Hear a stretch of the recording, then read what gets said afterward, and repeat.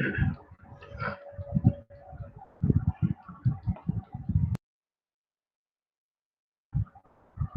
morning. This is the third lecture on the topic of heat exchangers.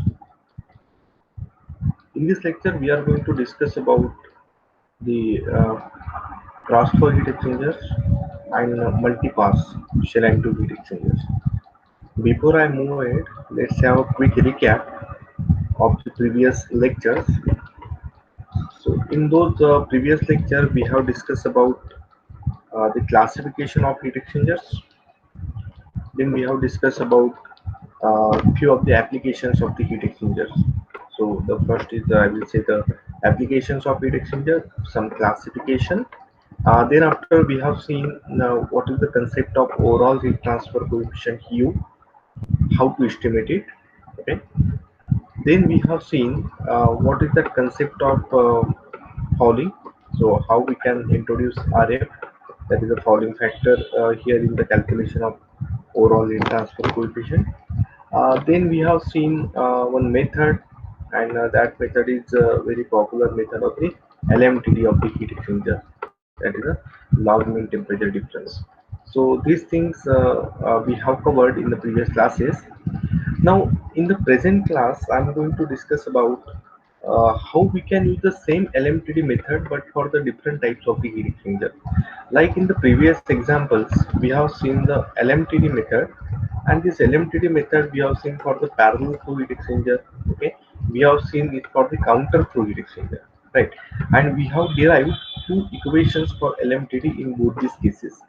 But now, what to do if the device is the heat exchanger is not a parallel flow, it's not a counter flow heat exchanger, but it's a cross flow heat exchanger. Okay, so in that cross flow heat exchanger, we need to change a bit in the analysis of this heat exchanger. And what is that change?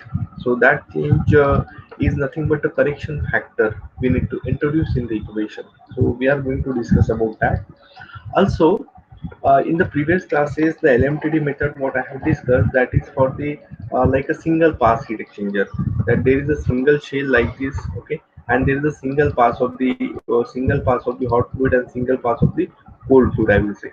But now there are certain heat exchangers in actual practice where number of shells are more, the number of tube passes are more. So for that, how we can use this LMTD method?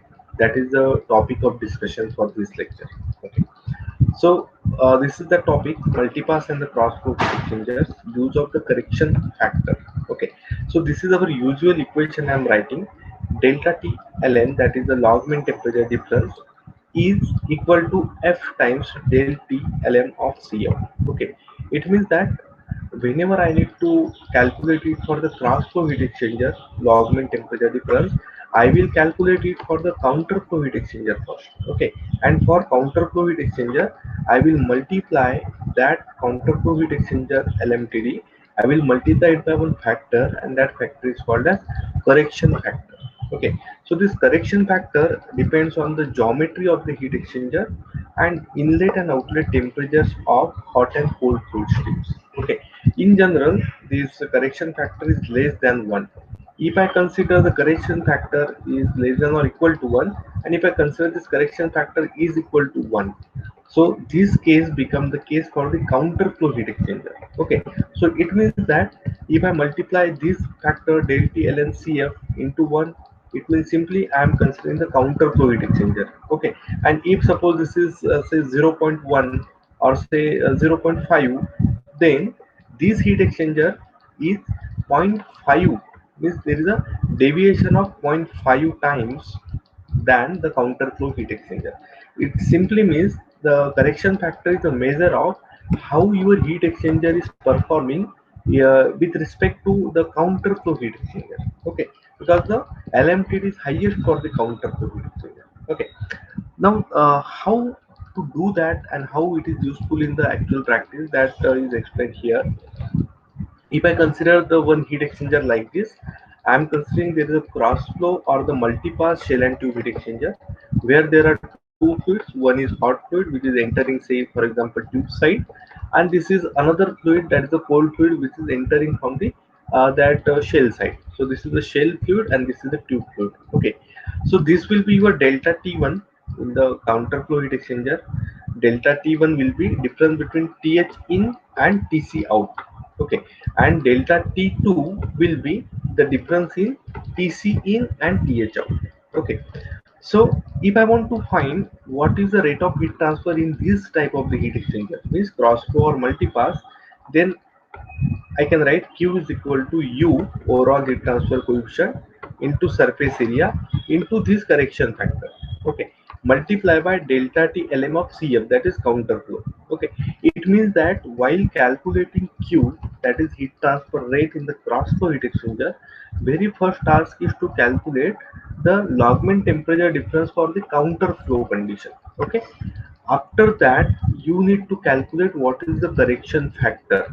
Okay, and it depends on the geometry and depends on the outlet and inlet temperatures of the hot and cold fluid streams. Okay, then these two things are usual, what we already have seen in the previous classes, how to calculate U and what is the surface area. Okay, so in this case the most important thing is to calculate this F. We will discuss that also. Okay, and how to calculate the delta T ln for the counter flow heat exchanger. So you already have this value, that delta T ln for Cf will be delta T1 minus delta T2 divided by natural log delta T1 by delta T2. And what is the delta T1 and delta T2, which is explained here. This will be delta T1 difference between these two, and this will be delta T2 difference between these two. Okay, now in order to find this correction factor, actually we used to take help of different charts, and those charts are popular charts and which are useful for the heat transfer analysis in the cross flow and the multipass heat exchanger, shell and tube heat exchanger. Okay, and for those, yeah, for usage of those charts we require two more ratios, and those two are called as the temperature ratios. Okay, the first temperature ratio is denoted by symbol P. Second temperature ratio is denoted by symbol R. Okay, now before going for that, let me tell you what is the utility of this. We are going to use these charts. Okay, and what are these charts? So these charts are meant for the measurement, or we can say the estimation of the correction factor F for this multipass or the cross flow heat exchanger. Okay, so in order to find what is that F, we can see on the y-axis of each of these graph there is a correction factor F that we need to read from this graph. Okay, here you can see y-axis correction factor F, here correction factor, here there is a correction factor, here there is a correction factor. Okay, and on x-axis everywhere you can see there is one factor, that is the temperature ratio, that is called as P. Okay, so you can see in each graph there is one factor which is common, that is the temperature ratio P. Okay, and another factor, common factor, is called as R factor, and this is R is nothing but again the temperature ratio. So everywhere in each figure there is a R. Okay, so it means that in each figure, if I want to use any particular one, I should know what is there on the x-axis, that is nothing but I should know what is the temperature ratio P, and I should know what is the temperature ratio R. Okay, once I know these two value, I can read the value of correction factor F. Right, now how to estimate these two values? So for that, very first you must understand what are these temperatures. So as these are the temperature ratios, it means that every time we need to deal with the temperatures only. Now consider this case. In this case, this rectangle, that is, you know, that is denoting the shell side. So I am writing here that is, it is noting the shell side. Okay, so this is the shell, and this inner tube, this U tube, is nothing but the tube side. So now we have the two flow, one is a shell type flow, sorry, and one is a shell side flow and one is a tube side flow. Okay, so if consider that there is a shell side flow is like this, it is entering from here and which is exit from here, the shell side. So the capital letters are denoting the shell side temperature. So T1 and T2, these are the shell side temperature, capital. So I am writing here capital T for the shell. Okay, and small t, this lowercase t, that I am using for the denoting the temperatures at the tube side. So T1 and T2, these are the tube side of the temperature. Okay, So now what is this P? So it's the difference between T2 minus T1. Okay, difference T2 minus T1 means tube side temperature difference divided by T1 is the shell side inlet temperature minus tube side inlet temperature. Okay. Similarly, there is another term, that is the R term, and R is the temperature ratio, which is the difference T1 minus T2. This is the difference at the shell side T1 T2. Okay, divided by T2 minus T1. That is the difference here, temperature difference at the tube side. Okay, so these two are the important definition you must keep in mind. Okay, so we need to calculate P and R, right? Now what are these different figures? So let us see what are these graphs. So the first graph is for one shell pass and 2, 4, 6, etc. any multiple of two tube passes. Okay, it means that if this is one shell, so this is a single shell, and this is a single tube pass. Like that, if there is a single shell only, but number of tube passes are in the multiples of two. Okay, then we need to use chart number A. Okay, chart number B is for two shell passes. It means that, like, see in this diagram there are two shell. This is first shell, this will be the first shell, this will be the second shell, and number of passes will be obviously in the multiple of 4, that is 4, 8, 12. So this is first. Okay, like this one, like this 2, 3, and this is 4. Okay, so like this is the 4 tube passes and 2 shell passes, right? So this is the second chart or second graph we need to use for the estimation of the correction factor when there are two shells and tube passes are in the multiple of 4. Okay, so these two are for those number of one shell and the two shell. Now this is for the cross flow heat exchanger C number, that is a single pass cross flow with both fluid unmixed. Okay, so this is the cross flow heat exchanger. One fluid is entering like this way and one fluid is entering like this way, and both the fluids are unmixed fluid. Okay, so in that case you need to use the graph number C. And what is the graph number D? This is for single pass cross flow with one fluid mix and the another is unmixed. Okay, so in this case you can see there are again the two fluids. One fluid is like this, okay, and another fluid is like this, again both in the cross direction crossing each other, but one fluid is mixing, okay, and another fluid is unmixed. So if like this there is a case, then you need to use this D chart, right?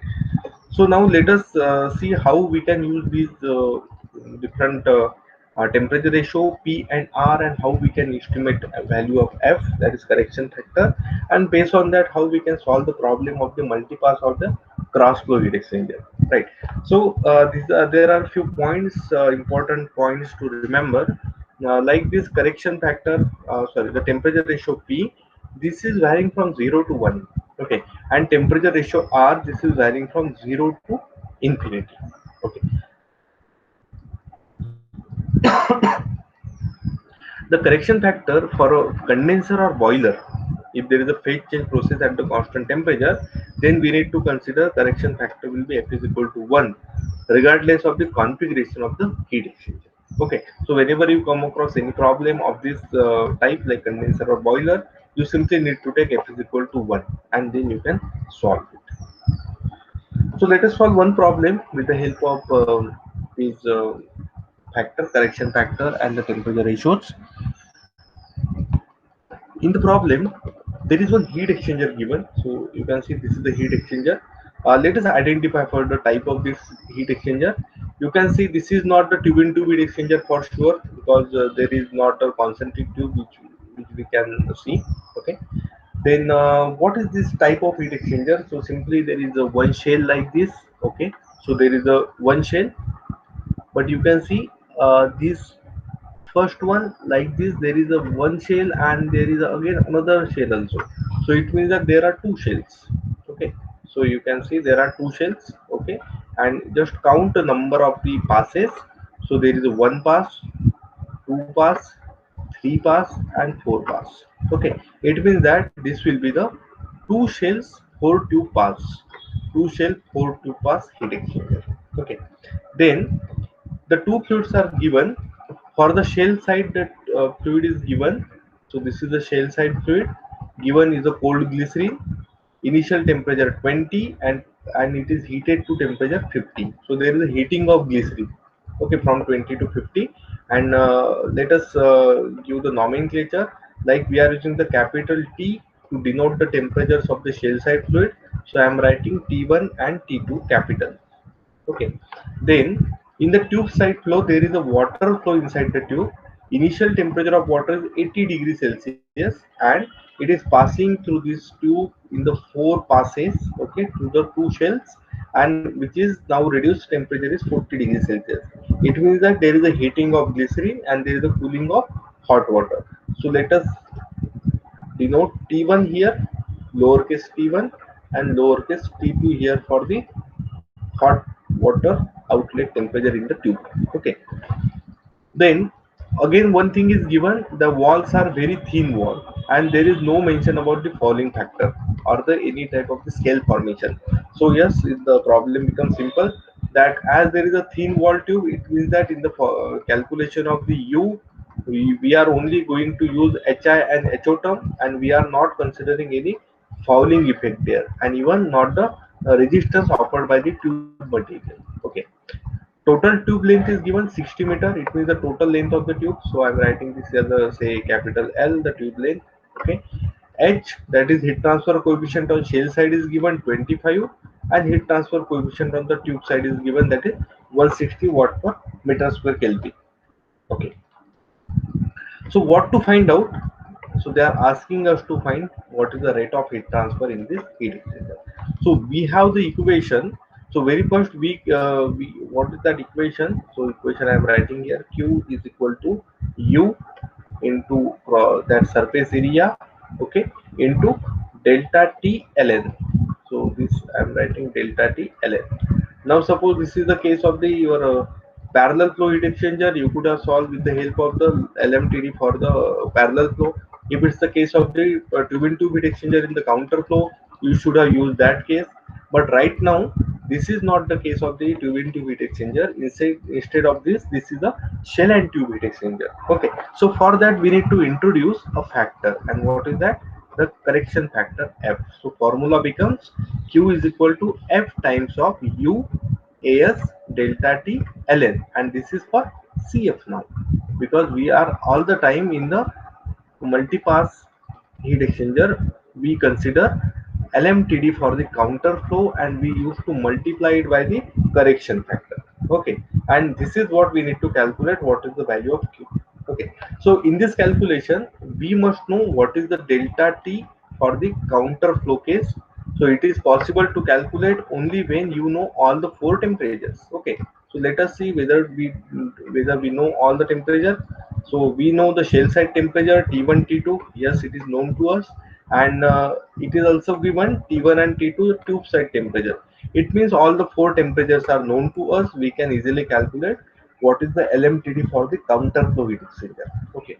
Then surface area. How will you calculate that surface area of the tube? For that, we should know the surface area is equal to pi into d into L. So we should know what is the diameter of the tube. So it should be given in the problem. So according to the given data, the diameter is given as 0.02 meter. Okay. Length of the tube is given, that is 60 meter. You can calculate the surface area. So now we know the two things. We know this thing delta T. We know S. Now it's a time to calculate what is the value of U, that is overall heat transfer coefficient. So as I told you, as this is a thin wall and there is no mention of the fouling in the heat exchanger, you can simply use the equation U is equal to 1 upon HI plus 1 upon HO. So HI value is given 160, HO value is given 25. You can directly calculate U. It means the value of U is also now known. Now only unknown becomes F, that is a correction factor. For that correction factor, we need to first select appropriate graph. Okay, and as I told you now in the previous slide, in this graph we need to estimate the two parameters. The one is the temperature ratio P and another is temperature ratio R. So temperature ratio P means the tube side temperature difference, okay, divided by temperature inlet at the shell side minus temperature inlet at the tube side. So put all the values and you are getting P is equal to somewhat 0.67. Similarly, the temperature ratio R will be temperature difference at the shell side divided by temperature difference at the tube side. Okay, put all the value, you are getting the value of R. Now you have two value, 0.67, 0.75. Both these values you need to match there in that graph. Now the thing is which graph to be chosen. Okay, so in this problem there are two shells and four tube, two shells and four tube. It means that very first we need to select the sketch which is showing us the two shells, and number of passes in the tubes are in the multiple of 4 because there is a four tube passes. So we need to see the first graph that is on the one shell. Okay, so as it is one shell we are not going to this chart. This chart, let us see, this is for the two shell passes. Yes, it is two shell pass and any multiple of 4. So if it is 4 passes, yes, we can use this chart. So I am using this chart. The two values like P is 0.67, R is 0.75. So we need to mark 0.67 value somewhere. Okay, and we need to mark the R value, and R value comes out to be 0.75. So let us see where is 0.75 in this case. So it is somewhere here, 0.6 and 0.8. So you need to appropriately mark 0.75. Okay, and just you need to see what is that point of intersection and read there what is there on the y. Okay, so that will give you the correction factor, and this correction factor comes out to be approximately equal to 9 point this 9.1. Okay, so this 9.1 you can use. So this f you need to put in the equation that I am using. Equation q is equal to u into as into f into delta t for the delta t ln for the counter flow. So put the value of 0.91. Okay, put the value of u, put the value of surface area, put the value of delta t ln for counter flow, and you are getting the value of q, that is the amount of the heat transfer. Okay, in this heat exchanger. So this is how you can solve a variety of problem in the multipass. So I will again ask you to go through different books and try to solve uh, the problems on the multipass and the cross flow heat exchangers. Okay. So now let us summarize the LMTD method. So with LMTD method, the task is to select the heat exchanger. Okay, that that will meet the prescribed heat transfer requirement. Okay, and this is evident that we have solved few problems where we have seen what is the performance of the heat exchanger with the help of LMTD method. But most important thing LMTD method is that you can actually use LMTD method when the temperatures are known to you. Okay, because as the temperatures are known, then only you can calculate that delta T ln. Okay, otherwise it will be difficult. Uh, Sometimes you can use the energy balance method there also, but most of the time it will be complicated to use the LMTD method when there is a uh, known temperatures at the outlet. Okay, at least you should know three temperature at least. Okay, so the procedure to be followed by the selection process is: number one is select the type of heat exchanger suitable for the application, whether you want to go for the tube in tube heat exchanger, whether you want to go for the direct type heat exchanger, or say shell and tube heat exchanger, or whether you want to use the plate heat exchanger. So like that you need to select the heat exchanger, the type. Then you need to determine any unknown inlet or outlet temperature and the heat transfer rate using the energy balance. Okay, then you need to calculate the log mean temperature difference, that is delta T Lm or TLM. Then if suppose there is a multi-pass flow or the cross flow heat exchanger, you need to calculate correction factor F also. Then you need to obtain or select or calculate the value of overall heat transfer coefficient. This value we already have seen, we have done a lot of discussion on this, how to calculate U. Okay, then after you need to calculate the heat transfer surface area, and this is how you can select the heat exchanger for some specific application with the help of the LMTD. Okay. Now we need to go for the one another method. That method is called as effectiveness NTU method. Okay, so what is that effectiveness NTU method that we will discuss? So the first kind of problems are those, that is we need to select the heat exchanger for some specific application. The second kind of problem encountered in the heat exchanger analysis is the determination of heat transfer rate and the outlet temperature. I am highlighting this point. Outlet temperature of the hot and cold fluid. Okay, for the prescribed fluid mass flow rates and inlet temperatures when the type and the size of heat exchangers are specified. It means that you know the type of the heat exchanger and you know the surface area also. Okay, these two are given to you, but you don't know what are the outlet temperature of hot and cold fluid. Okay, you know the mass flow rates. Then in that case, LMTD method will be a bit complicated. Okay, that's why there is one easy method that is called as effectiveness NTU method. The heat transfer surface area A of the heat exchanger in this case is known, but the outlet temperatures are not. Here the task is to determine the heat transfer performance of a specified heat exchanger, or to determine if a heat exchanger available in storage will do this job or not. Okay, it means that you the heat exchanger is available with you, but you need to find whether this heat exchanger will perform the this specific job or not. For that you need to go for the another method. The LMTD method could still be used for this alternate problem, means to solve this problem, but the procedure would require tedious iterations, and thus it is not practical. That's why there is one method proposed by Case and London in 1955, and the method is called as the effectiveness NTU method, and which is really a simplified method of the analysis of the heat exchangers. So let us see what that method is.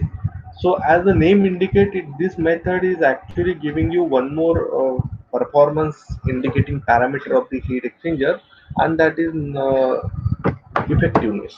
Okay, so you are all aware about effectiveness. I think they're in the fins. Okay, so similar kind of the effectiveness definition we are going to use here. The effectiveness in the heat exchanger is nothing but actual heat transfer rate divided by maximum heat transfer rate. Okay, so actual heat transfer rate you can calculate with the help of the energy balance. Now how you can do that? So Q actual will be Cc into Tc out minus Tc in, or simply you can calculate Ch into Th in minus Th out. You take the delta T for the hot fluid either, or you can take the delta T for the cold fluid. Okay, multiply both the things by their capacity ratio. Like this is the capacity ratio for hot fluid and this is the capacity ratio for the cold fluid. You can use any of these. So this we have discussed in the energy balance in the very first lecture, I guess, in the heat exchangers. Then what is the delta T max? So this is the maximum temperature difference that is occurring there in the heat exchanger, and it's a Th in minus Tc in. So maximum temperature of hot fluid will be inlet temperature, and maximum low temperature of the cold fluid will be cold fluid inlet temperature. That's why this will give you the delta T max. The fluid with a smaller heat capacity rate will experience a larger temperature change, okay, and thus it will be the first to experience the maximum temperature, at which point the heat transfer will come to heart, right? So that's why in using this method, we need to calculate Q max, and while calculating Q max, instead of considering the maximum heat capacity rate, we used to consider the minimum heat capacity rate. Okay, therefore the maximum possible heat transfer in the heat exchanger can be estimated like Q max is equal to C mean. Okay, the minimum of, this is the, I'm writing here, the minimum of Cc or Ch. Okay, so whichever is the minimum, that minimum you need to consider here in order to calculate the maximum heat transfer. Okay, because the Cc minimum, it simply means that the heat capacity is smaller and that will experience the larger temperature change. And okay, and because of that we need to consider that C mean in the Qmax calculation. So whenever while calculating effectiveness, whenever we are calculating Qmax, you need to use the C mean. Okay, then Th in minus Tc in. This is the maximum temperature difference that is possible. Now consider one case of this heat exchanger where you look at this figure for 1 minute. In this figure, you can see this is one counterflow tubing tube heat exchanger where the cold water is flowing here in this direction. 10 degrees Celsius is the temperature at the inlet, okay, and hot water is flowing in this direction counter to the direction of the cold water, and the temperature is 70 degrees Celsius, okay. Then 10 degrees Celsius, 70 degrees Celsius, a huge temperature difference, and that is around 60 degrees Celsius is the temperature difference, is the maximum limit of that temperature, right? So here the cold water is getting heated and the hot water is getting cooled, okay. But what is that limit? So hot water can be cooled up to say 60 degrees Celsius, but you cannot cool it more than 60 degrees Celsius, okay. Similarly, the cold water is getting heated in the heat exchanger, but you cannot heat this cold water by more than 60 degrees Celsius. These are the limits of this heat exchanger, right? Okay, so if I want to solve this with the help of the CC and the CH concept, for example, if I solve this Q, that is amount of heat transfer. So if I want to calculate it for the cold water, so I'm taking the heat capacity rate CC for the cold water, TC out minus TC in. Okay, then in that case I can calculate what is the TC out, because I know the that CC, suppose, and if I know the values, if I know these values, that what are the values of the temperature, that is inlet temperature of hot water and the inlet temperature of the cold water, okay.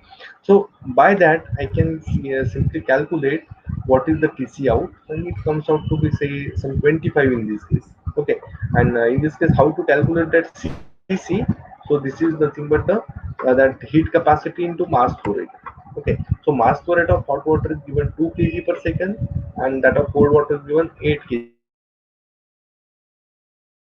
mass flow rate of hot water is given 8 kg per second, and the mass flow rate of cold water is given 2 kg per second. That is the heat capacity rate,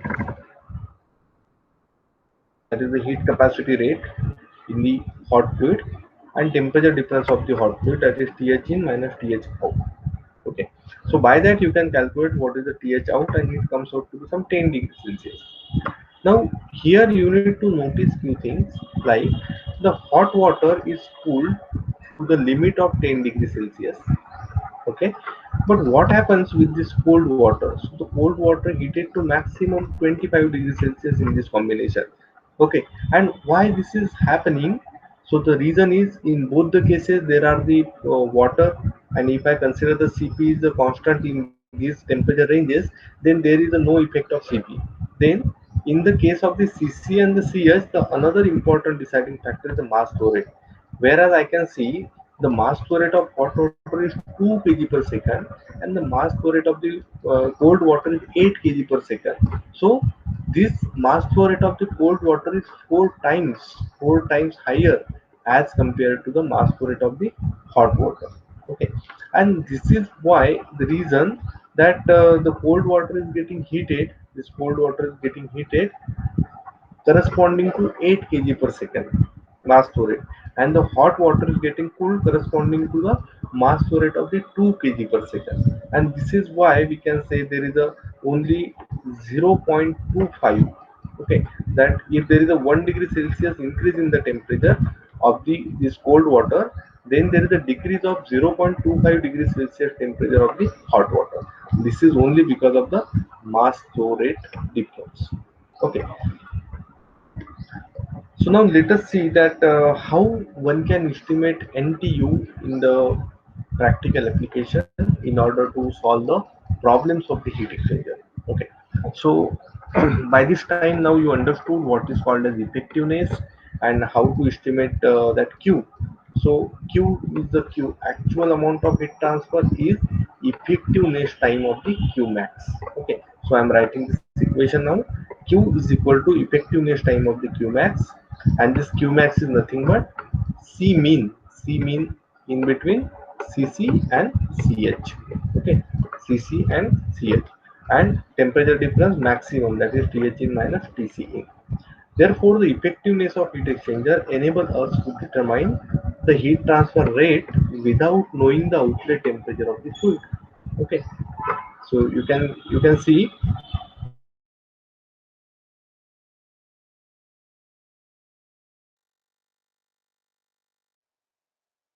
I here I require only the knowledge of the effectiveness of the heat exchanger. Okay, and I require C mean, that is the Cc or Ch. And what is this? This is nothing but mass flow rate of the fluid and the Cp value. Okay, and the temperature difference. This is the temperature difference.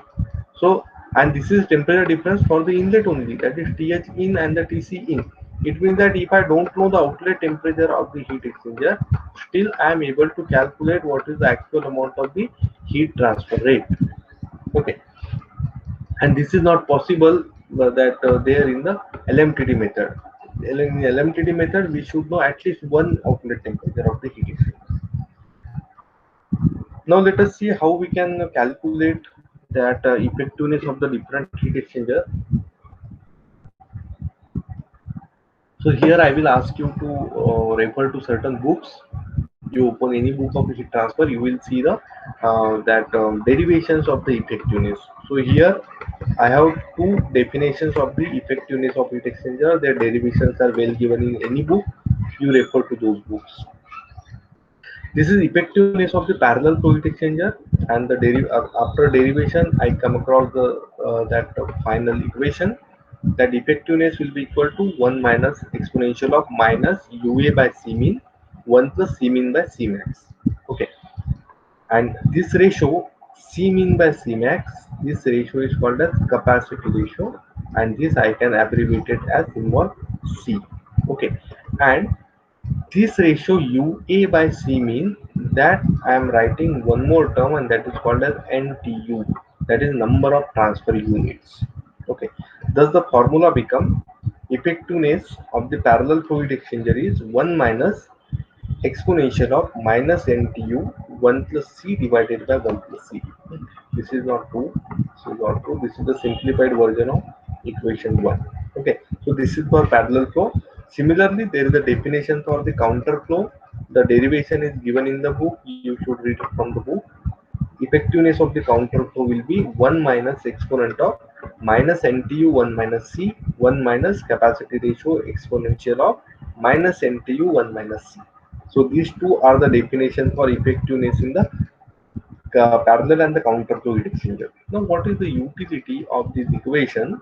So you can consider, if suppose one heat exchanger is given to you and you don't know the outlet temperatures of the heat exchanger.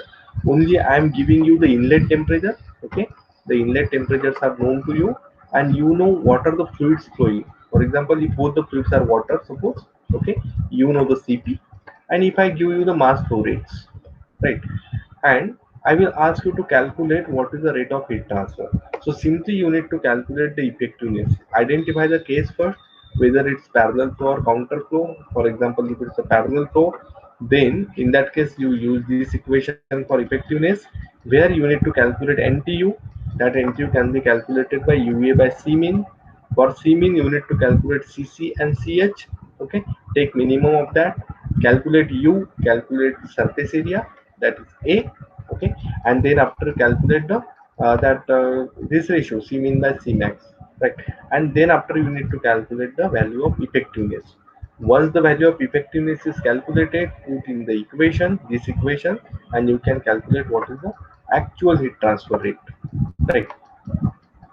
Now regarding NTU, you should note that this NTU is nothing but, now this is the definition, UA upon C mean.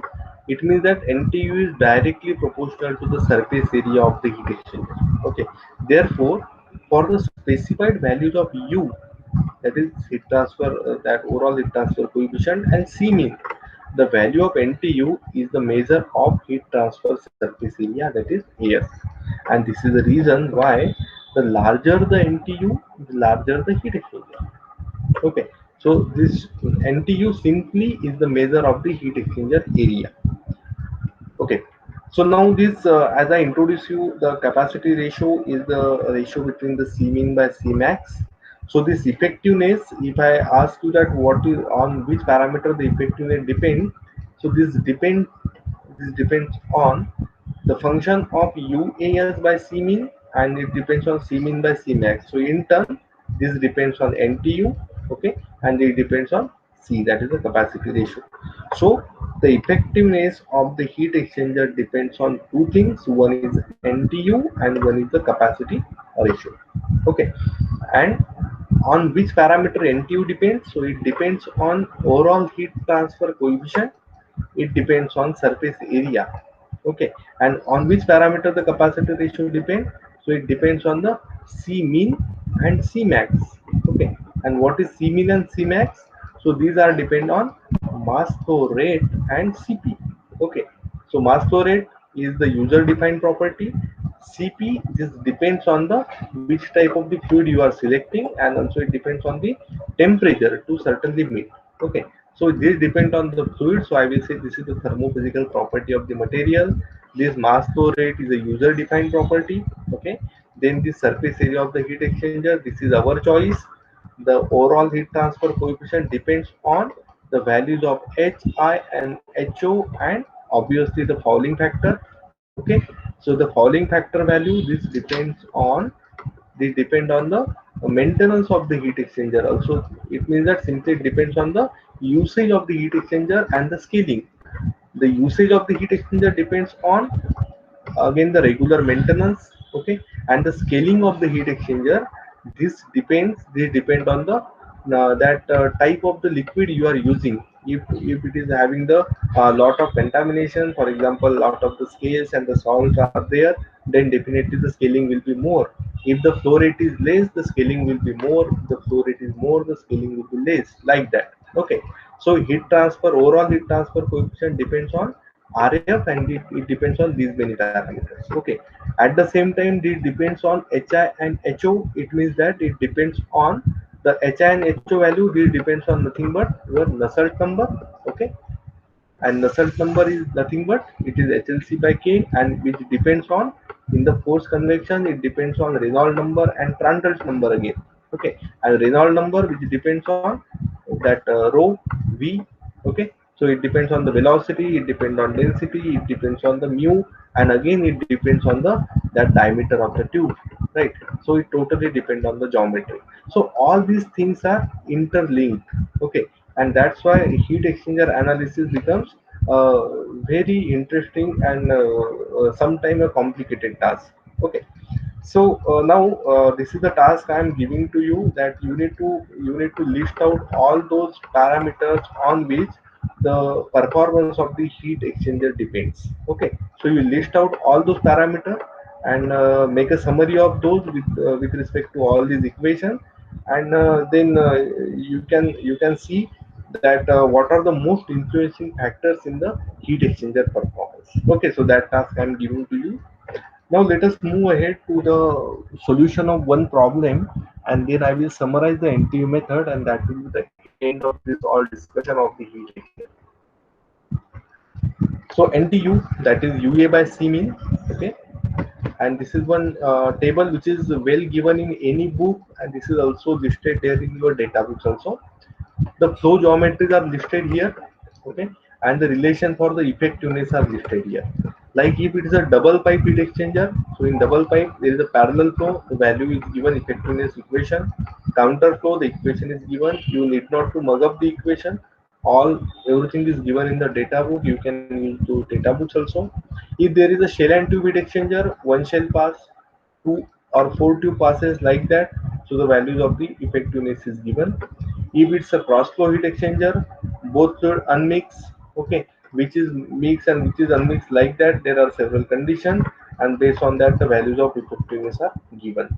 Okay, and if it's a case of the boiler and condenser, so if it is a case of boiler, so in that case C, that is C mean by C max, is tends to zero. Okay, because there is a phase change at the constant temperature. So like this, I will again ask you that don't rely on a specific table. Instead, that you should see two three different books, and you see what are the value of the effectiveness, okay, in the different conditions. And most of the time in the heat exchanger, this terminology, there is no difference, huge difference between the notations used. So I think you can comfortably refer to the different books and different data books even. Okay. Now let us solve this problem with the help of the NTU method. I have chosen a very simple problem. This will only give you the idea that how NTU method can be used. So in this problem, one double pipe tube heat exchanger is given, and that is a parallel flow heat exchanger where the cold fluid is flowing in the direction. In the same direction, there is a hot fluid which is from the inner tube. The cold fluid temperature is given as 40 degrees Celsius. The hot fluid temperature is given as 150 degrees Celsius. Okay, and in this problem you can observe we don't know what is the temperature at the outlet of the both the fluid. So right now it is not possible to calculate the delta T Ln, that is the LMTD in this heat exchanger in the parallel flow, because for that you must know what is delta T1, okay, and what is delta T2. But right now we don't have that, so we cannot calculate delta TLM, that is the LMTD. Then again what is given, two temperatures are given like 40 degree 150 degree, and they are directly giving us the value of Cc and Ch, that is the this ratio Cc, the heat rate, heat capacity rate, that is 20,000 watt per Kelvin, and Ch is 10,000 watt per Kelvin. Okay, for the cold water and for the hot water. Then they are giving us area, that is 30 meters square, and the U is also given. Okay. Now see in this problem, these values are given. Otherwise, if the mass flow rate is given, you need to calculate what is Cc and what is Ch. Okay. In this problem, they are directly giving you area. Otherwise, the length of the tube or the diameter of tubes will be given. Based on that, you need to calculate the surface area. Okay. Then in this problem, U is directly given to you. If it is not given, then you need to consider that equation of the U. If you want, if it is given that this wall is not the thin wall, then you need to consider the thermal resistance offered by the wall material. If the scaling is given, then you need to consider the that scaling factor, that fouling factor. Okay, and you need to calculate Hi and you need to calculate Ho. Okay, if Hi Ho are given, then it's okay. If it is not given, then you need to use the empirical correlation of the force convection internal flow in order to find Hi and Ho. So like this, in this fashion, you need to estimate what is the value of U. Okay. So now in this problem, we need to determine the heat transfer rate and the exit temperatures. Okay. So let us work out this problem. Now according to this, as you don't know the outlet temperatures, okay, so the our choice will be going for effectiveness NTU method. So for that, first, while calculating effectiveness, the first task is to go for NTU calculation. And what is NTU? So this is nothing but your UA divided by C min. Okay, UA divided by C minimum. So U is given in the problem, surface area is given. Now the task is to find what is the C min. And what is C min? It's the minimum value in between Cc and Ch. So for that, you have the value of Cc, you have the value of Ch. So in between these two value, 10,000 is the minimum value. That's why I will consider is equal to C min. Okay, so Ch is equal to C min now. So here I am considering C min as the Ch, and I will calculate NTU, that is UA by C min, and it comes out to be 1.5. Okay, then next task is to go for the capacity ratio, that is the ratio of C min by C max, and it comes out to be say 0.5. Okay, now next task is to go for the effectiveness. So as it's a parallel flow heat exchanger, I will refer to the formula for parallel flow heat exchanger for effectiveness, where I required 1 minus exponent of minus NTU, which is calculated, capacity ratio calculated, this is also calculated. So based on that, I could able to see what is the effectiveness of this heat exchanger. It comes out to be 0.596. Okay, then after I need to calculate what is the maximum possible heat transfer rate, and this is nothing but whenever I am calculating maximum heat transfer rate, it depends on the minimum C minimum, that is heat capacity rate minimum. So C min multiplied by maximum temperature difference. Okay, and what is maximum temperature difference? So it is at the inlet of the heat exchanger, means inlet of the both the liquids, PHI, PCI. So put the values and I am getting the Qmax. So this is the maximum Qmax. Okay, maximum heat transfer rate. Now actual heat transfer rate as per the effectiveness definition would be Q actual is equal to effectiveness time of Q max. Effectiveness is calculated here, the maximum rate of heat transfer is calculated here. Okay, so like that I can calculate actual heat transfer rate in the heat exchanger. Okay, so now the actual heat transfer rate is known. Then the next task will be to calculate what is the exit temperature. So now we can calculate the exit temperature as we know the actual rate of heat transfer. So Q actual will be Cc into delta delta T in cold fluid, or that is the same as that of Ch is equal to delta Th, right? So Tcu minus Tci into Cc is equal to Thi Tho Ch. Ch into temperature difference in the Th. Okay. So in this case, you know the value of Q. Okay. This value is known to you. Out of this, one value is known to you. Okay. So if I consider the first condition, for example, like this is known, this is known, Tci is known. Only unknown will be Tca. Okay. So if I consider now Q and this second term, I can calculate the unknown outlet temperature, that is Tho. So like that I can calculate the Tho and I can calculate the Tco. Okay, so how we can use the NTU method in order to estimate the outlet temperature. So there are lot of problems have been solved in the any book of the heat exchanger, and you can solve those problems. Okay, so what would be the variation in the problems? Is only variation, as I told here, that the values will not be directly given. You need to estimate different types of the fluid will be given to you. Sometime, for example, the steam is given. Okay, and instead of giving direct temperature of the steam, I will give the temperatures, I will give the pressure, and the based on that pressure, if I see the there is a dry saturated steam, then you need to see the steam table, and from that you need to see what is the Tsat, that is the saturation temperature of the steam, like that. Okay, so a variety of problems are solved in any book. You practice problems. Okay, at last I am going to summarize this entire chapter and the two methods. Okay, so you can see there are two kind of the problems. One is the rating of heat exchanger. So the first one, that rating of heat exchanger, and second is that sizing of heat exchanger. Okay, so in the rating of heat exchanger, the heat transfer rate and outlet temperatures are to be determined, and most important is the rating problem means when unknown outlet temperatures are there, outlet temperatures are unknown. And sizing problem means the heat transfer area of the heat exchanger is to be determined. And in this sizing problem, inlet and outlet temperatures are known. Okay, here those are not known, here those are known. In case of the rating type of the heat exchanger problem, the known parameters will be inlet temperatures, mass flow rates, overall heat transfer coefficient, surface area, and fluid properties. In case of sizing of heat exchanger problem, all temperatures are known, mass flow rate is known, and fluid properties are known. And you have to calculate what is the that heat exchanger area or the heat transfer area required. Okay, so while solving the problem with the help of effectiveness NTU method or the rating type of the heat exchanger, very first you need to calculate C, calculate NTU, then you need to calculate effectiveness considering the proper that heat exchanger type.